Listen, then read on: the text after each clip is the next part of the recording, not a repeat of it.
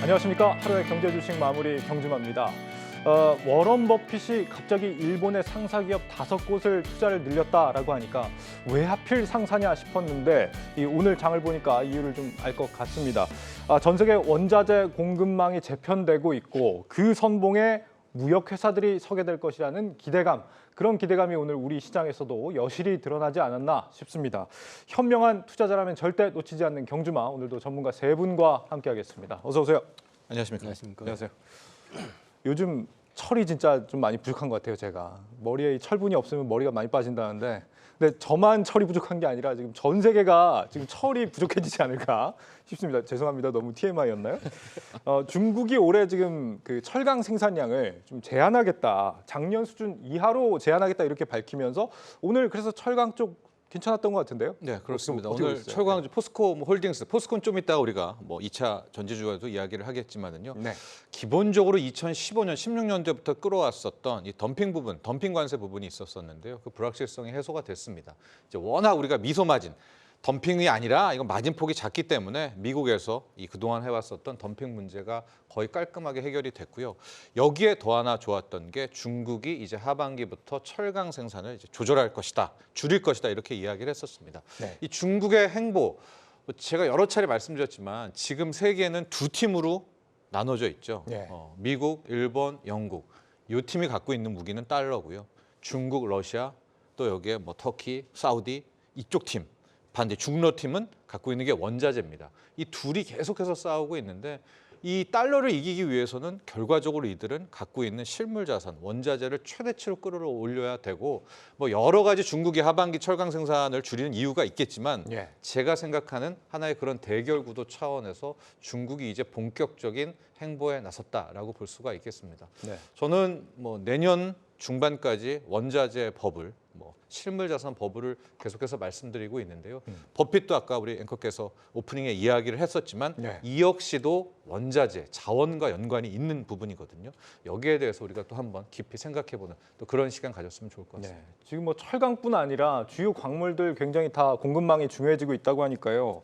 G7이 지금 핵심 광물 공동 개발에 10조 원을 투자를 하겠다 이렇게 밝히고 있으니까 중국 의존도를 낮추는 과정에서 앞으로 한 몇 년 동안은 이렇게 공급망을 좀 새롭게 재편하는 과정, 계속 기업들이 이런 노력들을 해나가지 않을까 싶어요. 어떻게 보세요? 뭐 당분간이 아니라 지금 현재 중국을 배제할 수밖에 없는 상황이라고 하면 미국이 그렇게 방향을 잡아가고 있기 때문에 그거에 대한 뭐 니즈는 당연히 커질 수밖에 없는 거고, 또 중국은 또 그러니까 선제적으로 지금 아프가니스탄 그 리튬 같은 경우는 그쪽에서 또 선점하는 이런 분위기가 되니까 그럼 없는 데서 그렇지 않아도 부족한데 또 찾아야 되고 이렇게 되다 보면은 약간 버블처럼 과열 현상이 좀 일어날 가능성이 있고, 이런 부분들이 나중에 터지기 전까지는 뭐 이런 부분의 어떤 분위기, 그다음에 흐름은 계속 유지가 되면서 이쪽으로는 좀 붐을 좀 타지 않을까 그렇게 보고 있습니다. 네, 그러니까 지금 뭐 버핏이 이 과정에서 샀다고 하는 그 일본 상사 5곳을 보니까 대체로 이 광물 자원 쪽 투자하는 매출 비중이 한 15% 내외 정도는 다 된다.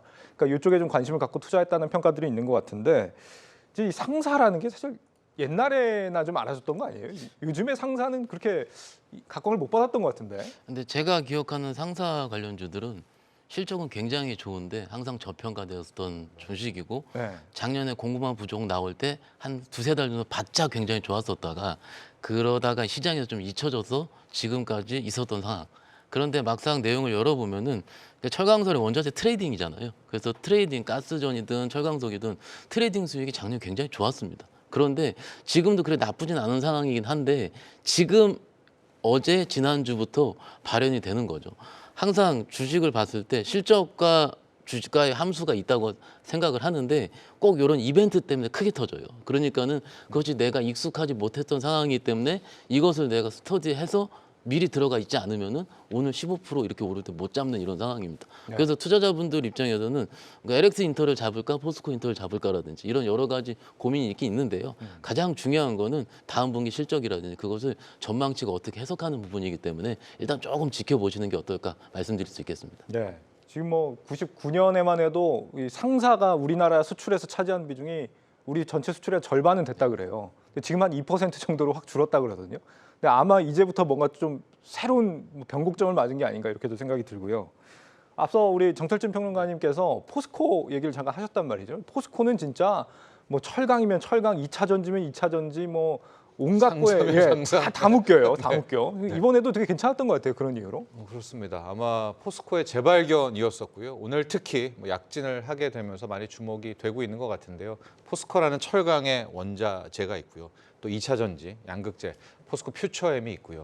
우리가 얘기했던 이제 상사 관련한 포스코 인터내셔널, 뭐 이 밖에도 이제 등등이 있기 때문에 포스코 그룹주가 뭐 제 관심, 재조명을 말하기도 이제는 뭐 이미 날아갔기 때문에 너무 늦었다라고 볼 수가 있을 것 같습니다. 네. 예, 지금 카카오 그룹 시총을 벌써 포스코 그룹 시총이 넘어섰다 이런 얘기도 있더라고요.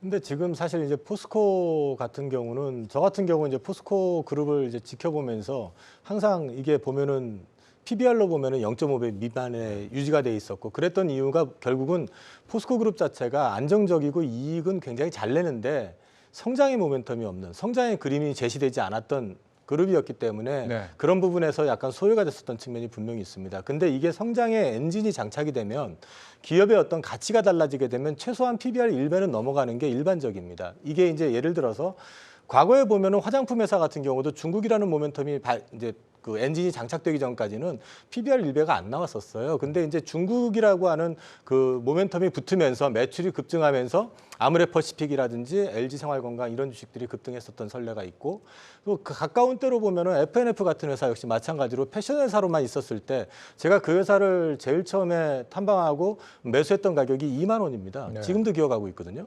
근데 그거를 제가 2배 반 정도 올랐을 때 잘 팔았다고 되게 좋아했는데 갑자기 중국 쪽이 확 터지고 네. 그다음에 기업 분할이 일어나더니 이게 주가가 뭐 말이 안 되는 가격까지 그냥 급등을 해버리는 이런 모양을 보여주고 있다는 측면에서 보면 포스코홀딩스가 지금까지 보여줬던 안정적인 이익, 탄탄한 재무구조 여기에 플러스 알파로 2차 전지의 밸류체인이 가장 확실하게 잘 구축돼 있는 그룹이다라는 측면에서 본다 그러면 네. 그것만 가지고도 지금 주가의 어떤 상승은 충분히 설명이 될 수 있다라고 보여지고 있고 반면에 카카오 같은 경우는 계속해 가지고 몸통 쪼개 가지고 분할 상장을 하는 그런 회사가 되다 보니까 카카오라는 회사 자체가 그야말로 지주회사가 돼버린 거잖아요. 지주회사가 되니까 중복 상장의 이슈가 계속 부각이 되는 거고 이런 부분에 있어서 이제 계속해가지고 디스카운트 요인이 발생이 되는 거고 그 자회사들이 또 실적이 나오는 그런 그 실적이 어떤 성장의 그림이 나오는 게 아니라 약간 정체되는 어떤 그런 숫자들이 나오고 있는데 이런 걸 놓고 본다 그러면 상대적으로 또 포스코홀딩스는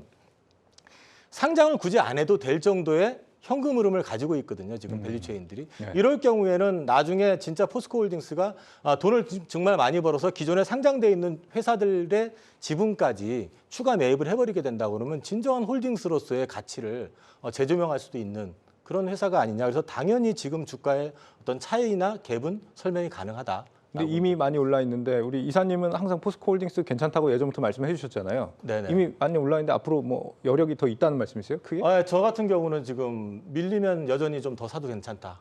예, 저는 아까도 말씀드렸지만은 성장 엔진이 장착이 됐고 2차 전지 쪽의 섹터의 성장이 계속 그림이 그려지는 상황이라고 한다면 최소한 PBR 1배 수준까지는 주가 올라야 정상이다라고 저는 PBR 1배면 얼마나 오릅니까? 한 60%.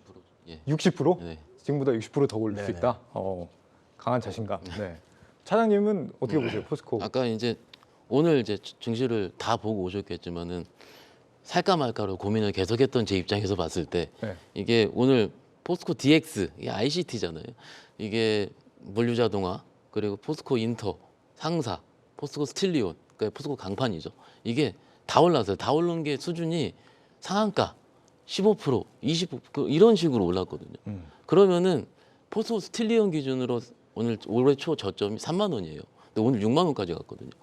그러면은 근데 이게 4거래일, 5거래일 만에 올라간 거죠. 그러면은 진짜로 철강 업황이 물론 중국 이슈부터 시작해서 미국 그런 세금 무슨 이슈들 포함을 해서 그렇게 갈 만한 이슈인가라고 생각했을 때는 저는 조금 급하지 않을까. 포스코 홀딩스는 충분히 다른 문제일 수가 있습니다. 하지만은 지금 최근 시장의 결이 워낙 포모를 유발하는 시장이기 때문에 내가 이거 못 샀으니까 이거라도 빨리 수익을 내야 되겠다라는 일종의 투기성 매수세가 이쪽에서는 붙었다고 생각을 하고요. 네. 가장 중요한 건 이제 1분기에 어떻게 나오는지 2분기 봐야 되는데 포스코 기준으로 봤을 때 오늘 좀 확인해 보니까는 포스코 1Q 영업이익 컨센 6천억 정도 나오는데 2Q가 1조 드디어 넘게 나오더라고요. 그래서 포스코 홀딩스 입장에서는 꾸준하게 밀리는 매수가 맞지만 다른 기타 계열사들이 올라온 거는 일단은 조금 더 살펴봐야 되겠다는 게 맞을 것 같고 예, 일단 오늘 포스코가 이제 시총이 36조까지 올라왔고요. 카카오가 26조예요. 네. 그러면은 그때 이거 생각을 해요. 그때 카카오가 거의 50조까지 날아갈 때 그때도 대부분이 손을 못 댔거든요. 과연 이게 정당하느냐 안 하느냐.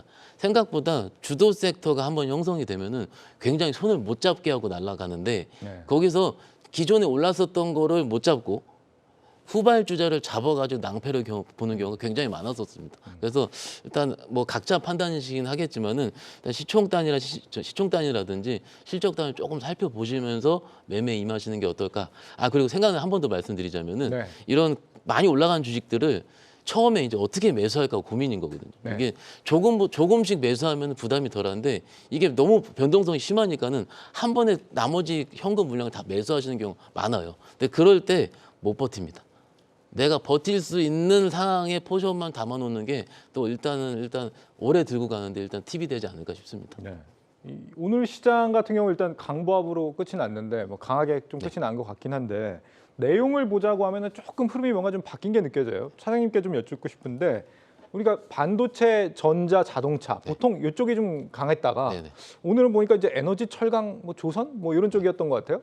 뭔가 좀 흐름이 뭔가 변화가 있는 거예요. 뭘 느끼셨어요? 일단 많이 느끼고 왔고요. 네. 이게 어떤 식으로 보냐면 조금 전에 저희가 좀 얘기를 했어요.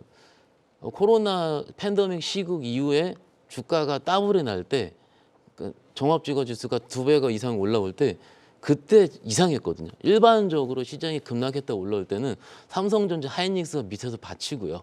그런데 그때는요 철강주가 대장주였어요. 기억을 해보세요. 3년 전에. 네. 그래서 제가 시향을 할 때 이거 기존에 올라왔던 거랑 매우 다르다라고 맨날 얘기를 했던 걸로 좀 기억을 하는데 지금도 거의 비슷합니다. 지수가 올라올 때 오히려 삼성전자, 하이닉스는 좀 눌리고 다른 것들이 올라오면서 지수를 좀 채우는 경우가 있거든요. 네. 그래서 지금이 오늘 그런 경우인데 일종의 그 순환매단 다른 그 테마 혹은 섹터로 보더라도 오늘 완전히 세게 올랐고요. 물론 뉴스가 있긴 있었습니다. 사실은 그 뉴스 같은 경우도 어떻게 보면 그렇게 크게 놀랄 만한 이슈가 아닐 수도 있는데 원전이 크게 워킹했다는 점, 그리고 우주항공, 그리고 전력기기, 조선 이런 쪽이 굉장히 세게 올랐어요. 그러면 이 네 가지 말씀드린 섹터의 공통점을 찾아보면은 네. 일단 많이 빠졌다는 겁니다. 많이 빠지고 최근에 다른 섹터 올라올 때 거의 못 올라왔다는 얘기. 뭐 올라올 때 뭐 2차 전지를 몇 개밖에 안 올라왔으니까. 그러면은 이것이 순환매가 완성이 되는 과정에도 있고 지난번에도 제가 말씀드린 것처럼 이런 많은 섹터가 순환매가 이루면 주가가 오르는 건 모르겠지만 적어도 급락을 했던 경우는 별로 없었습니다. 그래서 지금 상황에서는 어떻게 보면은 조금은 부담스럽지 않은 시장이, 왜냐하면은 주말에 미국 보면 또 놀래거든요. 은행주 빼놓고는 안 올랐어요. 그런데 오늘 우리 은행주 별로 안 올랐거든요. 네. 거의 강보 수준이니까는 우리 국내 시장만에 워킹할 수 있는 뭔가 로직이 뭐 지금 단언할 수 없겠지만 조금씩 형성되고 있으니까는요. 그렇게 크게 걱정하지 말자부터 말씀드릴 수 있겠습니다. 지금 상황을 보면은 오늘 같은 경우는 미국보다도 중국 쪽 이슈에 좀 맞물려서 우리 시장이 돌아간 것 같다는 생각이 드는 게 중국이 오늘 보니까 굉장히 강세를 보였더라고요. 중국 지금 뭐 경제 상황에서 좀 눈여겨볼 뭐가 이슈가 있는 거 아닌가요? 일단 내일 1분기 GDP 경제 성장률 발표가 됩니다. 네. 시장은 4자도 못 볼 것이다라고 이제 전망하는 분들도 계시고요. 예. 4.5%까지도 예측하는 분들도 계시고 일단 내일 뚜껑을 열어봐야 될 것 같지만 뭐 전 개인적으로 나쁠 것 같지는 않습니다. 적어도 4.3 이상을 보여주게 되는 뭐 그러면서 저는 큰 틀에서 하나의 변곡이 나올 것이다 이런 전망을 하고 있고요. 중국이 힘을 낸다는 건 결국 실물 원자재 이쪽 라인이 간다라는 거거든요. 네. 제가 이제 2007년 얘기를 이 시간에 굉장히 많이 하는데 그리고 이게 데칼코마니 같은 게 굉장히 많아요. 그게 뭐냐? 2001년에 9.11 테러가 터지면서 당시에 뭐 미국 국민들이 지갑을 안 여니까 기준금리를 거의 제로 금리 수준으로 완전히 다운을 시켜버리거든요. 네. 그러니까 이제 9.11 테러의 트라우마 악몽에서 벗어나면서 미국 사람들이 2003, 2004, 2005 막 지갑 열고 다시 물가가 오르면서 기준금리를 다시 올린 이런 패턴이 있었습니다. 근데 제가 이 말씀을 왜 드리냐면 2004, 2005, 2006년에 잘 갔던 주식이 삼성전자였지만 막상 2007년은 어떤 해냐? 금리를 막 올리다가 동결을 쫙 이어져 나갔을 때였었거든요. 그때는 실은 우리가 알고 있었던 IT라든가 바이오라든가 이런 애들이 주인공이 아니라 당시의 주인공은 현대중공업 같은 조선주, 뭐 철강주, 차 완전 실물주로 바뀌어버리면서 거기서 코스피가 2,100을 가고 물론 2008년 말에 이제 대폭락이 왔지만 네. 저는 그래서 항상 그것과 지금 2023년의 데자뷰들을 많이 이제 이야기를 하는데요. 네. 워렌 버핏 앞서 이제 앵커가 이야기를 하셨으니까 저는 그것도 그냥 넘어갈 이슈는 아니라고 봐요. TSMC 주식을 팔고 일본의 상사 주식을 샀다. 뭐 스미토모, 뭐 이토츠 상사. 일본의 상사들은 아까도 이야기해 주셨지만은 뭐 원유, 석탄, 곡물, 소맥 아직도 이 친구들이 거의 한 30% 이상을 수입을 합니다. 네. 우리나라의 상사가 2000년 이전에 그랬거든요. 주대우라든가. 그래서 제가 이제 막 입사할 때는 상사 그랬었는데 이제는 야, 왜 상사한테 수출 수입을 맡겨? 각자 다 두자. 그래서 삼성전자에도 알아서 다 사들이고 했었지만 일본은 아직까지도 원자재는 그 5대 상사들이 사들이고 있는 거예요. 그러면은 워렌 버핏이 왜 그 TSMC 주식을 팔고 일본 그 상사를 샀겠습니까? 원자재 가격이 앞으로 더 오르겠구나. 이 원자재가 귀해주겠거나라는 거에 저는 풀 베팅을 했다고 보고 있거든요. 예. 그럼 원자재가 간다. 그렇다면 오히려 현재는 반도체주보다는 우리가 무시했었던 뭐 화학주라든가 뭐 철강주라든가 에너지주라든가 저PBR주, 지주회사, 뭐 상사 진짜 이제 흙 속에 파묻혔던 친구들이 요번에 한번 나오게 되는 네. 그것이 또 내일 발표될 중국의 1분기 경제 성장률 여기와 좀 맞물리지 않을까 저는 이렇게 바라보고 있습니다. 그 예전에도 그랬지만 과거의 경험을 빗대 보면 뭐 IT 뭐 이런 반도체 이런 게 아니라 이런 뭐 상사라든지 철강 뭐 이런 거 좀 주목해 볼 필요가 있다 이런 말씀이신 것 같은데 이사님은 여기에 대해서는 어떻게 생각하세요? 저도 일단 반도체 섹터 같은 경우는 이번에는 그 U자형도 아니고 약간 L자형으로 해가지고 늘어질 가능성이 높다라고들 보는 시각들이 있더라고요. 그리고 일단 그 감산을 해서 내년 어느 시점부터는 이게 좀 급하게 돌아설지 모르겠지만 적어도 올해는 이 감산을 해도 이게 돌아설 수 있는 어떤 모멘텀이 될 만한 뭐 기기의 발견이라든지 어떤 모멘텀이 이제 뭐 서버가 갑자기 크게 증설을 한다든지 이런 것들도 지금 나오지 않는다고 보면 반도체 섹터보다는 말씀하신 쪽 캐펙스 쪽과 관련돼 있는 쪽 이런 쪽과 관련돼 있는 쪽이 오히려 더 나을 수도 있다. 그리고 또 특히 그 앞서 말씀하신 것처럼 내일 이제 중국 GDP 발표가 나는데 네. 저도 그 자료를 잠깐 보니까 그 블룸버그보다 더 많은 그 로컬 증권사들이 응답한 그 리서치 자료를 보니까 내년에 1분기는 4.07, 그 다음에 2분기는 7.47을 예상을 하는데 이게 이제 돌아서는 부분이 확연히 보인다라는 거 하나는 3월달에 그 중국의 그 주택 거래 그를 보면 MOM으로 보면 한 73% 정도인가 더 늘었다고 하더라고요. 네. 그럼 주택 쪽이 살아나기 시작을 하게 되면 중국이 소비가 살아나게 되고요. 네. 그렇게 되면 재고 스타킹 같은 것들이 생각보다 빨리 일어날 수도 있다고 봅니다. 그렇게 보면 우리나라도 그 영향을 받게 되면은 과거에 보면은 그 항상 보면 우리가 미국 주식은 항상 좋고 우리는 항상 뒤따라가 가지고 뒷북치고 이런다고 이제 생각을 하지만 네. 2000년대 초반 같은 경우는 우리가 더 강했었어요. 그런 어떤 흐름이 작년부터도 이제 그 말씀을 제가 언뜻 드렸는데 올해는 미국보다 우리가 더 강한 흐름이 나타날 가능성이 높다. 네, 저는 그렇게 보고 있습니다. 네. 아니 2차 전지 같은 경우는 오늘도 좀 힘이 실리는 모습이더라고요. 그래서 뭐 사실 그동안 매도 리포트도 나왔고 뭐 시장에 굉장히 오늘 분위기도 시작할 때 보니까 좀 상당히 좀 무거운 분위기로 시작을 했는데도 불구하고 에코프로 이렇게 뭐 잘 가고 이런 걸 보면 어느 정도는 좀 하방 지지력이 좀 이제 받쳐주는 견고한 상태다 이렇게 보는 게 맞을까요? 일단 가장 중요한 건 지금 시장에서 수급입니다. 수급은 아직도 살아있는 게 눈에 보입니다. 왜냐하면은 빠질만 하면은 파바박 들어오는 매수세들이 보여요. 체결창을 보면. 그래서 좀만 빠지면 기다리다라는 그런 대기 수급은 충분히 있는 상태에서 기존에 우리가 알고 있었던 성장성, 실적은 계속 나오는데 2차 전지는 뉴스 플로우가 계속 끊이지 않습니다. 그건 모멘텀도 계속 있다는 상황이거든. 그래서 충분히 2차 전지도 당분간은 어느 정도는 뭔가 이제 항상 그 신고가를 계속 간다라기보다는 시장이 매기에서 안 살아있을 가능성이 크다라고 생각을 하고요. 2차 전지뿐만 아니고 다른 섹터들도 오늘 살짝 쉴 때 움직였기 때문에 네. 충분히 지금은 우리 코리아에서 지금 그 코스닥이 지금 글로벌 성장률 1위잖아요. 그런데 지금 상승세가 이렇게 저번에도 말씀드리긴 했는데 한 번 코리아 코스닥이 불이 붙으면은요 한 번에 끝나는 건 별로 없었습니다. 그게 계속 갈 수가 있기 때문에 그쵸. 일단 조금 더 지켜보시면은 제가 보면 괜찮을까 싶습니다. 예. 한국인들이 또 하얗게 불태우는 거 좋아하기 때문에 같이 태워야죠. 네. 예. 더 뜨거워지길 좀 기대를 해보고요. 네, 다음으로 지금 보름 정도 남은 지금 미국의 5월 기준금리 결정 얘기를 좀 해보겠습니다. 아직도 뭔가 좀 논쟁이 뜨겁습니다. CPI는 좀 다운이 됐는데 또 기대 인플레이션은 높고 이런 상황에서 지금 옐런 장관이 또 의미심장한 말을 했거든요. 은행들이 알아서 지금 뭐 대출도 좀 제한하고 강화할 것이기 때문에 금리 인상 안 해도 될 수도 있다. 뭐 이런 차원의 얘기를 한 것 같아요. 네. 쉽게 말은 이거죠. 우리가 금리 인상을 왜 합니까? 물가를 잡으려고 하는데 네. 시중 유동성을 흡수하기 때문에 그래서 물가를 떨어뜨리는 효과가 있어서 금리 인상을 하는 건데 이 자넷 옐런 재무장관의 이야기는 이미 은행들 막 파산 위기, 은행들이 옥죄면서 대출을 잘 안 해주고 있다. 그러니까 시중 유동성은 지금 풀리질 않으니 그 효과나 금리 기준금리 인상하는 효과나 거의 똔똔이다. 네. 그래서 이제 이 정도면은 됐다. 추가로 금리 인사 올릴 필요가 없다라는 발언을 이제 재무부 장관이 한 겁니다.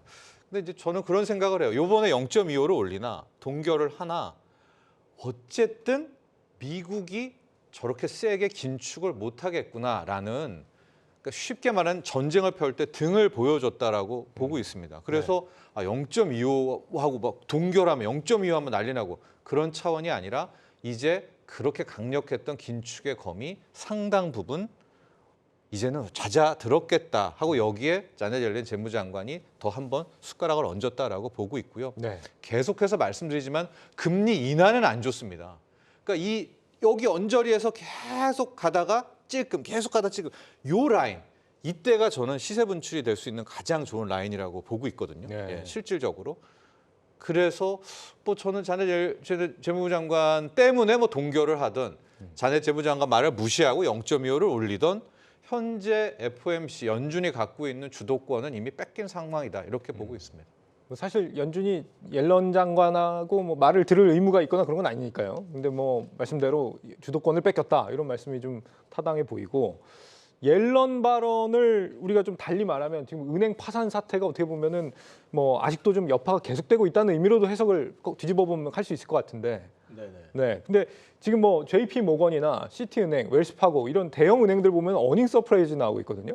그러니까 한마디로 지금 중소형 은행들 어려워진 거에 대한 반사이익을 보고 있다 이렇게 이해를 하면 될까요? 그렇죠. 지금 당장에 뭐 우리나라도 지금 뭐 PF 이슈 터지니까 그 불안해서 잠 못 자가지고 다음날 못 주무시고 다음날 아침에 뭐 일찍 문 열자마자 가서 돈 인출해가지고 대형은행에다 맡겼다는 뭐 그런 얘기도 심심치 않게 지금 유튜브 경제 채널에서도 많이 나오더라고요. 근데 네. 사실 이제 지금 중소 그 은행이라고 하는 게 생각보다 만드는 게 되게 단순하대요, 미국은요. 그래서 지금 은행이 지금 한 2만 개가 넘는다고 하는데 생각을 해보십시오. 우리나라 같은 경우는 정해져 있잖아요, 몇 개 딱 그렇죠. 정해져 있고. 16개 뭐 그다음에 장사하는 것도 사실 보면 예대마진 장사가 거의 대부분이고 네. 나머지 특별히 리스크가 크게 노출된 비즈니스가 아니잖아요. 그에 반해서 미국 같은 경우는 이번에 뭐 저기 SVB 사태를 통해서도 알지만 국채 투자해가지고 저렇게 금리 올려버리니까 이건 다 노출이 돼 있는 거잖아요. 그 동시에 그 부분에 있어서 그 지금 이제 말씀하셨던 것처럼 뭐 경고를 했네 이런 얘기들 나오는 게 제레미 다이먼 같은 사람도 얘기하는 게 결국 뭐냐면은 진퇴양난인 거예요. 미국의 경제 체력뿐만 아니라 지금 국제 금융의 어떤 질서로 놓고 봤을 때 작년 10월 달에 일본이 그 미국이 금리 인상을 계속 하다 보니까 결국 엔화가 급락을 하니까 시중에다 그냥 국채를 갖다 두들겨 팔아버린 적이 있었단 말이에요. 그러고 나니까 11월 들어와가지고 옐런 재무장관이 그 시중은행한테 니네 국채 갖고 있는 거 우리가 바이백 해줄까 하고 태핑을 했었더라고요. 그게 그만큼 팔자는 많은데 사주는 수요처가 없었기 때문에 그런 거거든요. 네. 근데 이번에 일본 은행장 새로 취임하신 분도 얘기가 양적 완화 지지거든요. 왜 그러냐면 일본이 지금 최근에 발행한 10년물 국채 50% 이상이 다 일본 은행이다. 일본 중앙은행이 지금 다 도로 산 거란 말이에요. 네. 그 금리 인상을 뭐 1% 뭐 이렇게 탁 올려버리게 되면 거기서 손실이 커져 버려요. 그렇게 될 경우에는 일본도 경험해보지 못한 이상한 어떤 구조가 되면 엔화가 강세가 될까? 이 부분에 대해서도 따져봐야 될 문제가 있거든요. 통화 신뢰도가 확 떨어지는 문제죠. 네. 그래서 이런 부분들이 결국은 미국이 큰 소리치고 뭐 아무리 그래봤자 이 현재 상황으로 놓고 봤을 때는 어차피 한계 봉착한 상황이다라는 거죠. 네, 그런 맥락에서 봤을 때는 뭐 올리든 안 올리든 더 이제 거의 마무리 수순이다. 네, 그렇게 보시는 게 맞는 것 같아요. 예. 지금 은행 문제 관련해서 은행 파산 관련해서요. 이번 주에도 중소형 은행들 실적 발표가 계속 이어진다고 하더라고요. 이거 안 좋게 나오면은 우리 국내 쪽으로 좀 이슈가 뭐 전이되거나 이럴 우려는 없는 거예요?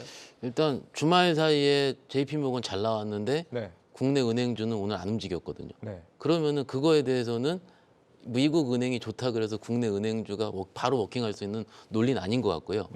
기억을 해봤어요. 언제 국내 은행주가 좋았을까 했을 때는 주주환원 정책 발표했을 때 좋았거든요.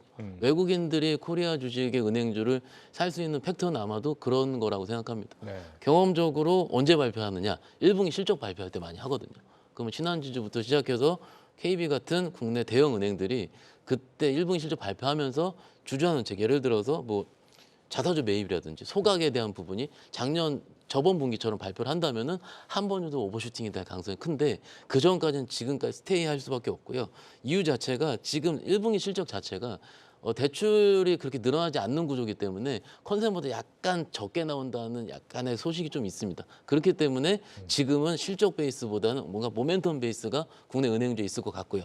전체 시장으로 봤을 때 SVB 같은 중소형 은행 같은 경우는 우리가 이미 시장 경험을 했기 때문에 그때도 코리아 증시는 올랐었거든요. 그래서 그것을 시장에서 바로 전이시키기는 물론 지켜봐야 되겠지만은 일단은 조금 아닌 가능성이 크다라고 말씀드릴 수 있는 중이고 이게 저희가 이제 침체 얘기할 때 오랜만에 봤어요. 마일드 리세션이라는 용어가 나왔더라고요.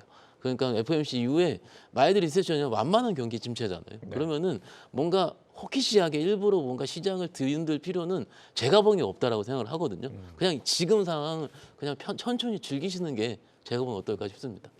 경기 침체가 오는데 저는 즐기기는 쉽지 않을 것 같긴 한데 뭐 어쨌거나 그거를 뭐 그랬으면 하는 이 마음이 있는 거겠죠. 마음을 바꾸면 되죠. 그 마음은 제가 이해하고요. 지금 부정적인 경제 전망들 말씀하신 것처럼 뭐 여기저기서 좀 쏟아내는 것 같아요. 지금 뭐 JP 모건 회장님, 블랙록의 회장님 이런 분들이 고금리 고물가 시대 대비해야 된다 이런 지적들 계속 내놓고 있는 것 같더라고요. 네, 저도 물가는 떨어질 거라고 보지는 않고요. 네. 인플레이션이 다시 또 시작될 거라고 보고 있습니다. 그런데 이제 고금리라는 부분은 두 개로 나눠봐야죠. 기준금리가 있고 시중금리가 있습니다. 그런데 기준금리 같은 경우에는 금리 인하는 절대 안 할 텐데 네.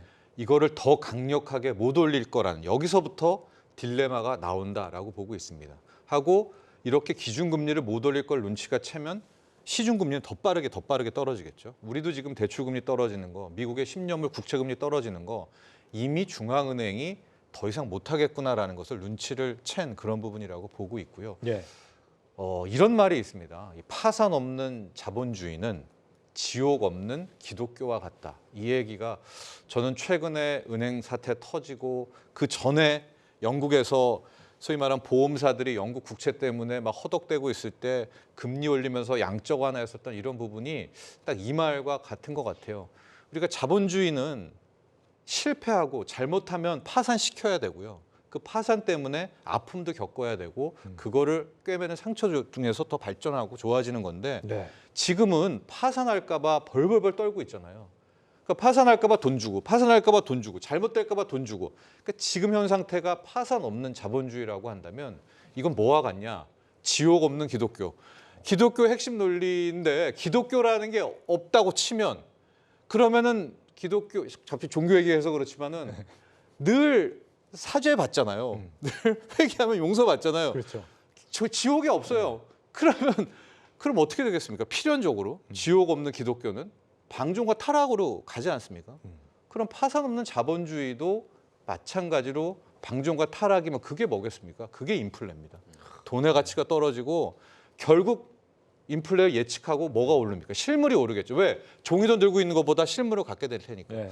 저는 최근에 일어나고 있는 이런 모습들이 이런 것을 다 가고 있다라고 보고 있고 당연히 고물가는 뭐 지속될 수밖에 없다 이렇게 보고 있습니다. 이 평론가의 면모가 막 거기서 막 흠씬 느껴지는 그런 바로 말씀을 해주셨는데 이 대출 금리가 만약에 지금 낮아진 상황인데 많이 좀 낮아졌잖아요. 근데 물가는 안 잡히고 근데 대출 금리는 지금 금리가 시중에서 낮아지고 이러면 그 다음에는 무슨 수순으로 가는 건가요? 인플레이션이죠. 인플레이션. 예. 근데 이거를 정치권도 즐깁니다. 우리도 내년에 총선 있죠. 네.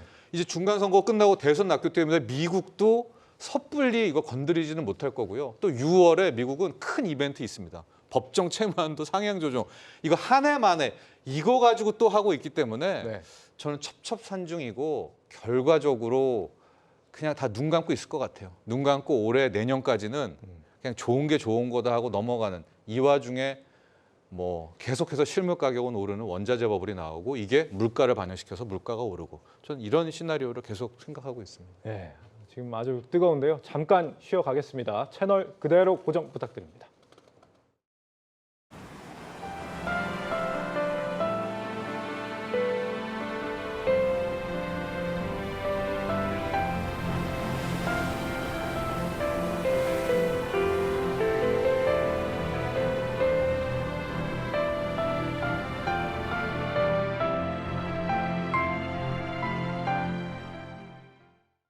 네, 다음 들어볼 얘기는 오늘은 좀 다소 심심했던 이 바이오주 섹터 관련 얘기입니다. 미국 암학회가 19일까지 진행이 되고 있는데 뭐 그동안 좀 꾸준히 올라오다가 오늘은 약간 좀 주춤한 그런 모습이었거든요. 오늘 뭐 숨고르기 정도 했다 이렇게 이해를 하면 될까요? 일단 오늘 시장 분위기를 보면은 그동안 주도했던 종목들이 대량 매물이 터진 걸 봐가지고는 약간 세로뉴스처럼 이제 그렇게 반응을 한 것 같은데요. 네. 이런 표현이 좀 이상하기는 한데 이럴 때마다 제가 느끼는 거는 이게 우리나라 증시가 되게 후진적이다 아직은. 이거 뭐 암학회 참여한다고 해서 주가가 올랐다가 막상 딱 오픈하니까 바로 주가 빠져버리고 이런 매매를 한다는 것도 조금 이런 부분들은 글쎄요 그거 가지고 단타를 쳐가지고 얼마나 수익이 나는지 모르겠지만 네. 이 투자하고는 좀 동떨어진 약간 도박 같은 느낌도 살짝 들고 그러는데 이 암학회 같은 경우는 말 그대로 이제 그 초기 임상 단계에 있는 것들을 갖다가 그 알리는 데 목적이 있는 거거든요. 근데 네. 이제 우리나라 기업체들이 참여하는 게 중요한 의미는 있어요. 왜 중요한 의미가 있냐면 바이오텍들 같은 경우는 항상 자본이 모자르잖아요. 그리고 대한민국 어느 귀퉁이에 있는 그 바이오텍 회사가 뭘 하고 있다라는 걸 외국의 글로벌 제약사들이 알 리가 없잖아요. 그러면은 가서 자꾸 알리고 소개하는 데 목적이 있는 거거든요. 이번 뭐 나가는 것들이 대개 보면 임상, 일상, 전임상에 있는 거 이런 것들이기 때문에 거기서 뭘 발표한다고 해서 이게 뭐 약으로서 획기적인 뭐가 있어 이거 아니거든요. 일상이라고 하는 것들이 대개 보면 안전성 테스트이기 때문에 네. 약 좀 이런 얘기 좀 해서 뭐 한데 그 설탕 타가지고 들어가도 그거 뭐 아무 문제 없다 하면은 그것도 약으로서 일상 진행한 거랑 별 차이 없는 거예요. 굳이 말하자면은 그러니까 안정성 테스트란 얘기죠. 그러니까 이런 것들 때문에 주가가 급등을 해가지고 올라간다는 거는 좀 아닌 것 같고 단지 중요한 거는 이제 여기에 참여하는 회사들이 굉장히 전임상을 통해 가지고 동물 임상이라든지 아니면 이제 임상 일상을 들어가기 전에 동물 임상을 하니까 어떤 성과가 보였기 때문에 이걸 사람한테 적용을 했을 때 괜찮더라. 그러면은 이제 동물 임상을 통해서 검증이 됐던 약효가 실제 사람한테도 나타나게 될 경우에는 이런 효과가 있다라는 걸 알려줌으로써 바이오텍 입장에서는 인지도를 높이면서 동시에 라이센스 아웃 내지는 자금 유치 이런 것들을 할 수가 있잖아요. 그러면서 어떤 성장의 그림을 갖다 그려낼 수 있다는 측면에서 네. 참여하는 회사들이 그런 맥락에서 이제 이해를 하시고 접근을 하셔야지 이게 뭐 참석을 한다고 해서 주가가 올랐다가 뭐 막상 또 오픈해가지고 주가 빠지고 이러는 거에 너무 동조하실 필요는 없지 않을까 싶습니다. 네. 그래서 내용을 좀 봤으면 싶은데 이번 학회에서 우리 기업들 주목받은 곳들이 꽤 있었다면서요?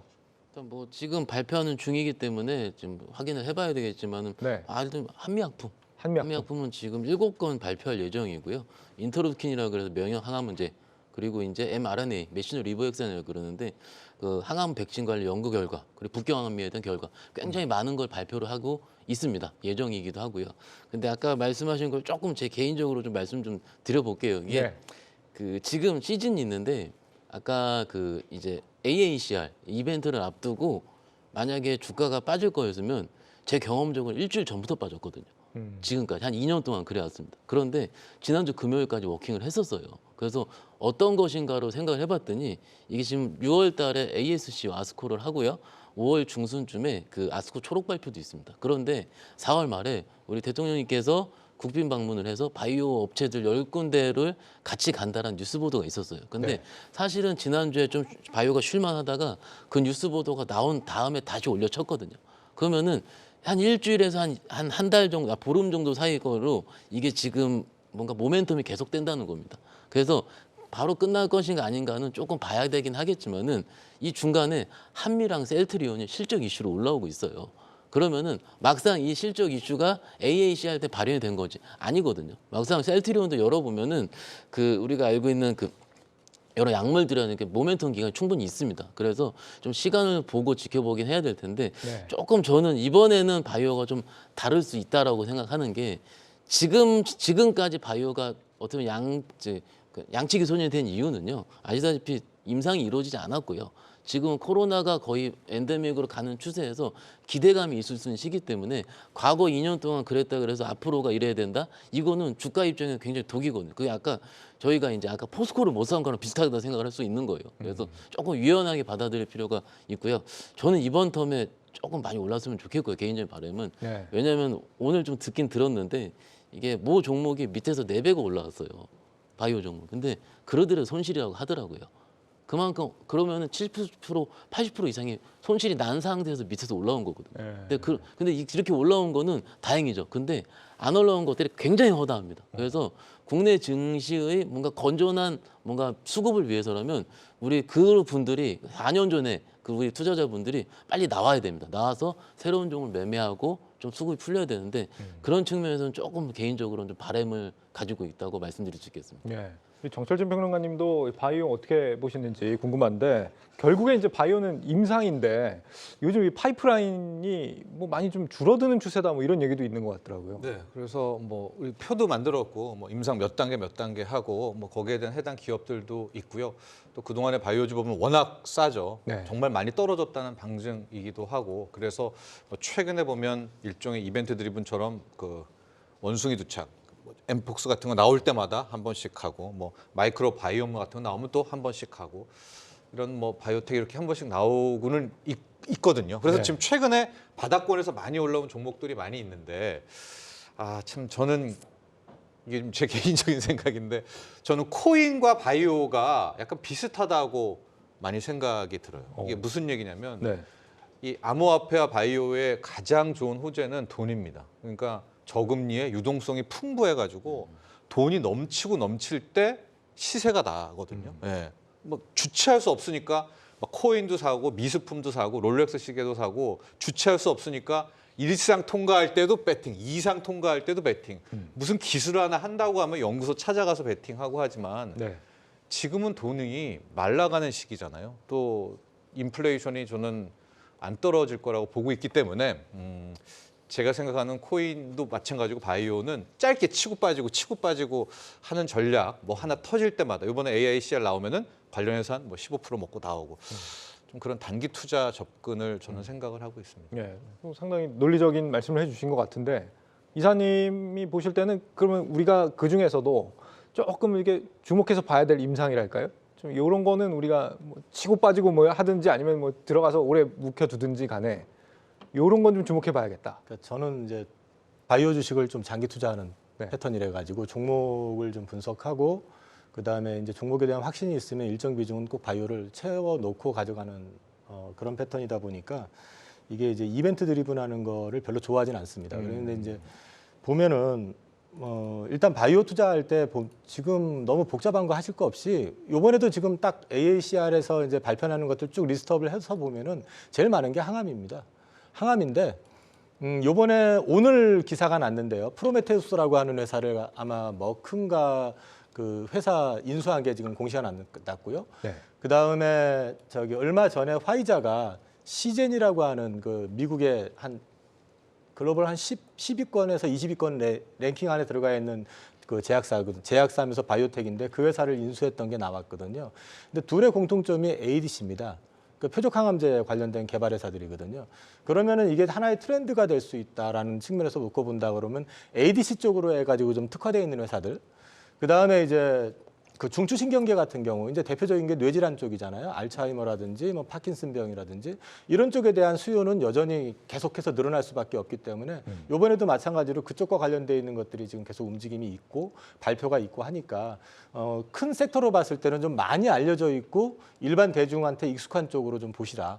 그리고 이제 어떤 플랫폼 내지는 어떤 특화된 걸로 놓고 본다 보면 이중항체 쪽 관련되어 있는 회사들에 대해서 여전히 M&A도 올해도 많았고 라이센스 아웃도 많았었고 그러니까 이런 쪽으로 해가지고 좀 압축해서 보시는 게 어떨까 싶습니다. 예.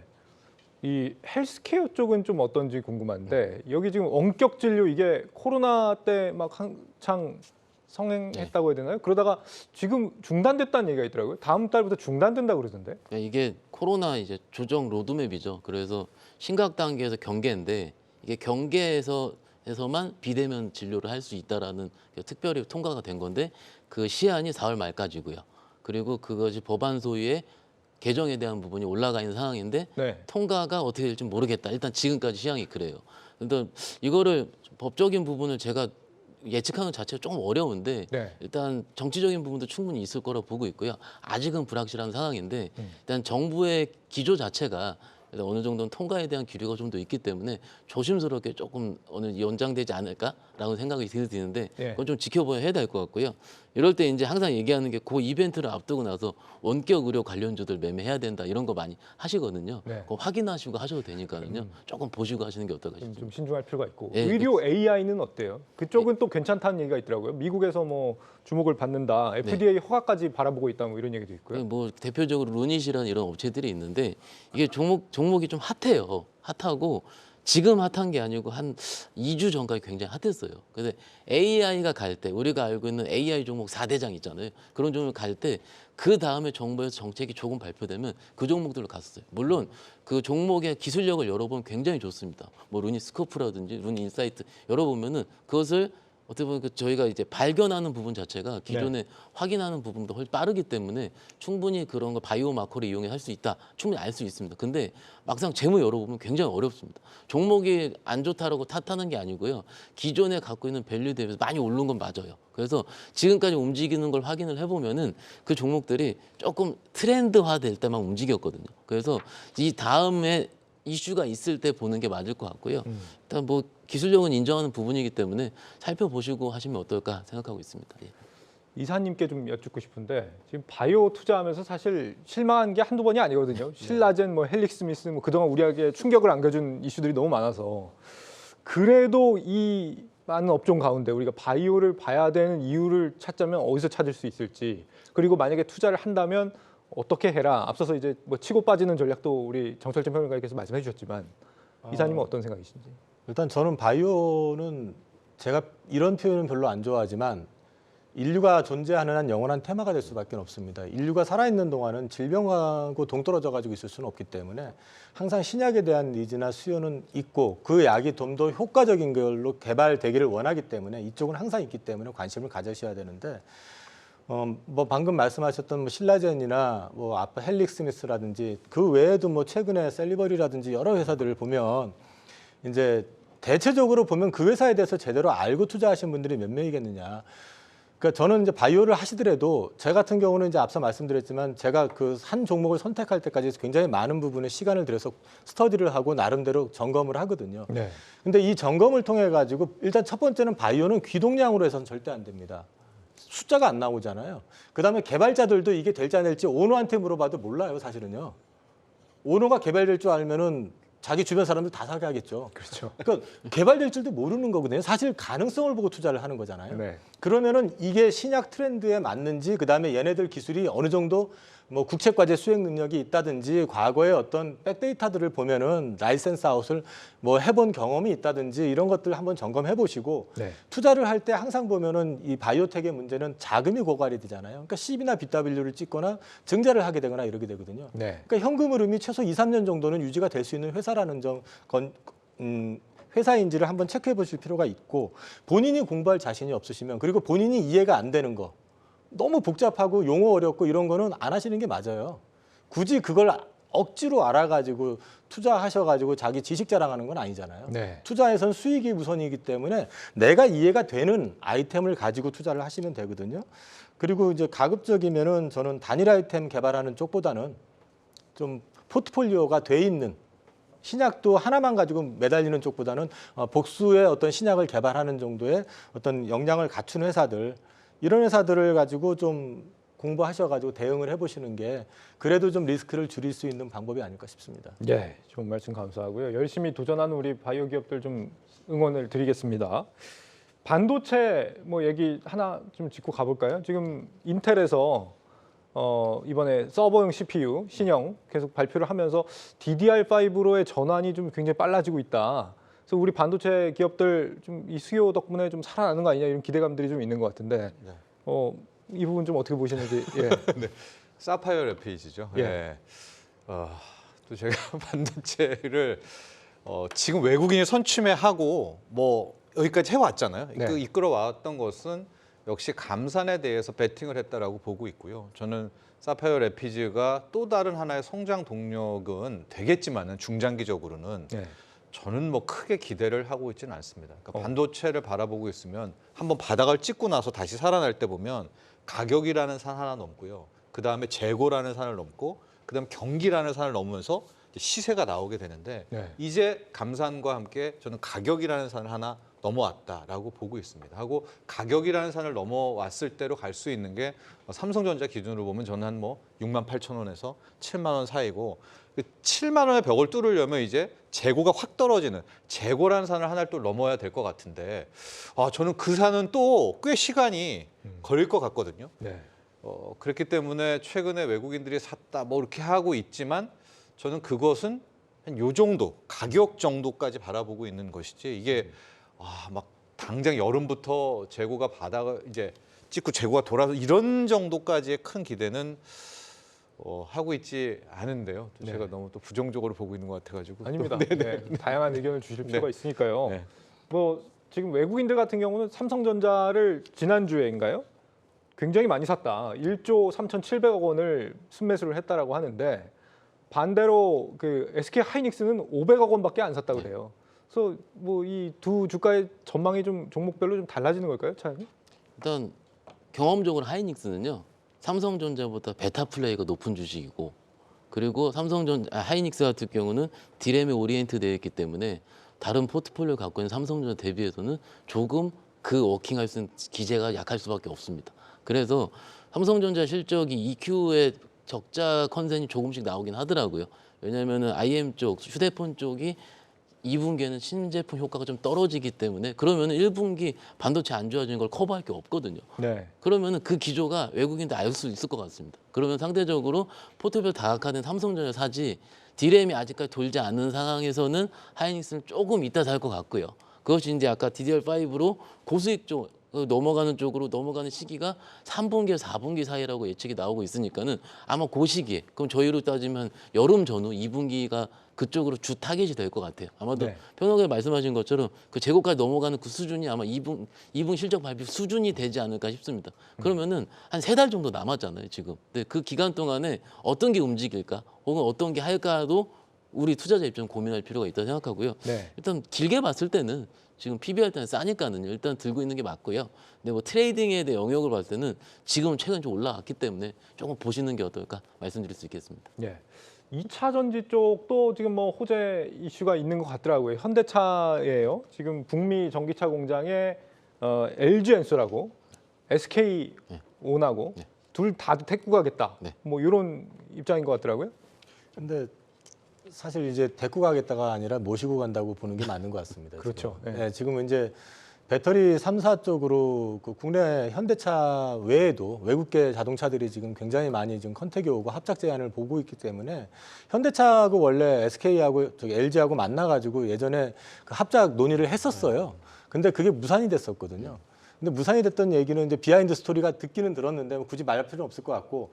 근데 이제 지금 시점에 와가지고 5대5로 해가지고 들어간다는 것 자체가 그만큼 지금 배터리 수요가 자동차 메이커 입장에서는 절박하다는 측면이고 네. 뭐 모시고 가는 게 맞는 표현인 것 같고요. 그런 맥락에서 봤을 때는 여전히 그러니까 2차 전지 쪽에 대해서는 수요 그다음에 이제 성장에 대한 그림 이런 부분들은 더 확실히 있다. 오히려 조금 일찍 현대차가 합작을 했었으면 지금 그 IRA 전후해 가지고 이제 현대차가 전기차 생산에 대한 문제가 있잖아요. 지금 네. 미국에서. 오히려 이제 그런 부분들을 조금 더 효과적으로 대응했었으면 지금보다는 더 나은 환경에서 IRA를 맞지 않았을까 하는 아쉬움이 좀 느껴집니다. 네, 알겠습니다. 순환매가 빠른 시장이라고 무조건 매매로 뛰어들어야 되는 건 아닙니다. 가끔은 좀 달라지는 시장을 관찰도 하시면서 차분한 머리로, 차가운 머리로 시장에 대응하시길 바라겠습니다. 내일 뵙겠습니다. 고맙습니다.